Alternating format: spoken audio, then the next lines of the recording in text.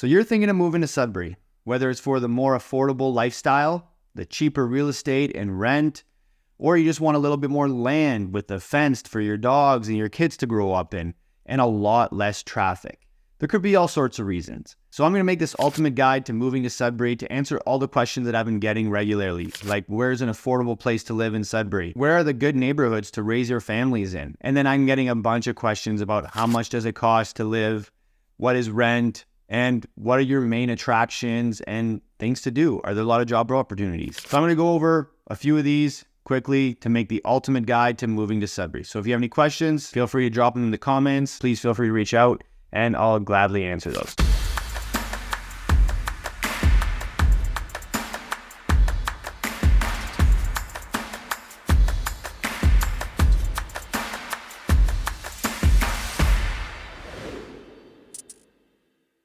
I'm Tristan Ritchie. I'm a realtor here in Sudbury. I help people buy and sell real estate. I love what I do and I love making this content to help you guys learn a little bit more about this city that I love. So I'm going to get right into it. Drop a like, comment, subscribe. Really helps and appreciate it. Okay, so the main question I'm always getting is, where is the best place to live?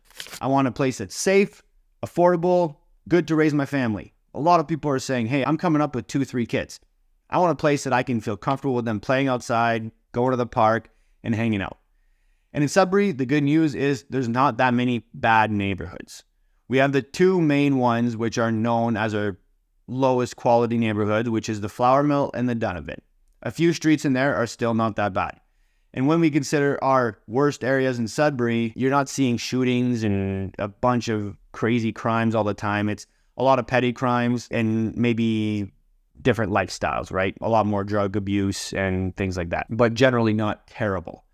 But the good neighborhoods, if you're looking to raise your family in Sudbury, you're going to look at a few of these. I'll mention them quick. So the most expensive, the place that everyone wants to be, where the average house price in Sudbury is about $450,000.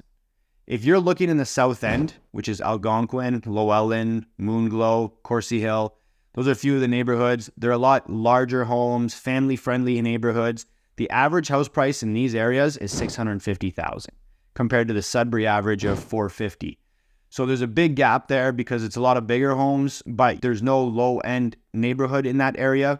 It's our bougie, our Louis Vuitton of Sudbury, what I call it. Very expensive, but you can be very happy and comfortable living there. Another one of those reasons is because we have one of the top-rated elementary schools in the province, which is RLBD. So a lot of people want to live in the Llewellyn neighborhood to send their kids to RLBD.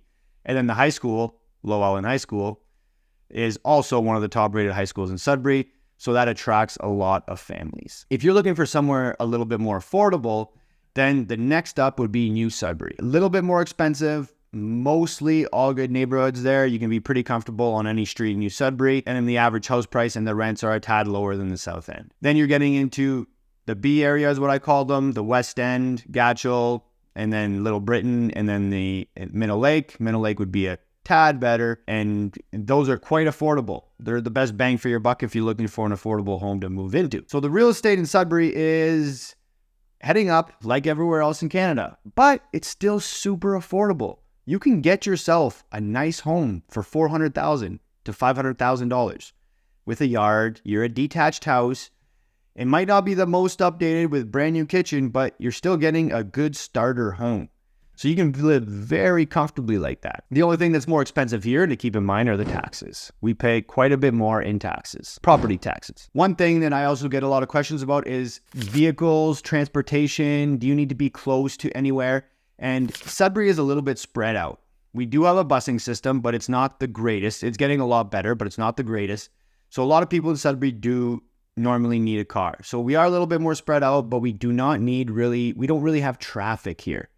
So you can get to one place and to another, one side of the city to the other in 15, 20 minutes, even if there's a little bit of traffic. It is really not that bad. But if you're on the busing system, most of the things are close to downtown. And if you choose to live in the South End, you have everything you need there, walking distance in certain areas. Same with New Sudbury, you can be by the mall. Even if you decide to live in the outskirts, which we get a lot of questions about. What kind of lifestyle are you looking to live? Do you want to have the quad, the snow machine, the boat, and be able to go right out your backyard? Then the outskirts would be perfect for you. That's one thing people love about Sudbury. If you're in Lively, one of our little outskirts cities, one that I love, you go there on a Saturday in the middle of the day, there's 6, 7, 8, 10 snow machines just right outside of Tim Hortons. They're getting together for coffee. They just went right from their house. See, that's a community, a lifestyle. If that's what you want to be a part of, maybe you're looking in the outskirts. It's a tad more affordable out there as well. If you're looking to be inside the city, a little bit more opportunity, jobs, maybe the financial district, we're a growing city. We have 3 sports teams, getting a 4th, and it is getting extremely exciting, especially making the playoffs this year. There's been a lot more action. The downtown gets packed. And we only add sports teams to cities that are growing. So if you're moving over here, be ready. Join the Sudbury 5 or Sudbury Wolves, and then the soccer team, which is the Hurricanes. It's going to be super exciting. So last thing, if you're moving to Sudbury, that was a lot about the real estate, the values.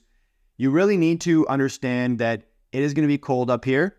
So you need all the right clothing. You're going to want a jacket, mitts, toque. A lot of people underestimate that when they're moving here to Sudbury. And then finding rent is also very difficult. So finding a rental property is also very difficult. So if you're looking, try to do it in advance, be prepared. I have videos on my YouTube channel helping renters just learn about the market, how to be a good applicant. And that will really help because right now I have one that I'm renting out and I have 50, 60 people applying, right? And a lot of them aren't doing it the right way. So just an automatic ignore. So I'm looking for the right person to move into these properties. Well, that's it for today. The quick overview, the guide to moving to Sudbury. I hope you enjoyed. If you have any questions, anything, other topics you want me to address, put it in the comments.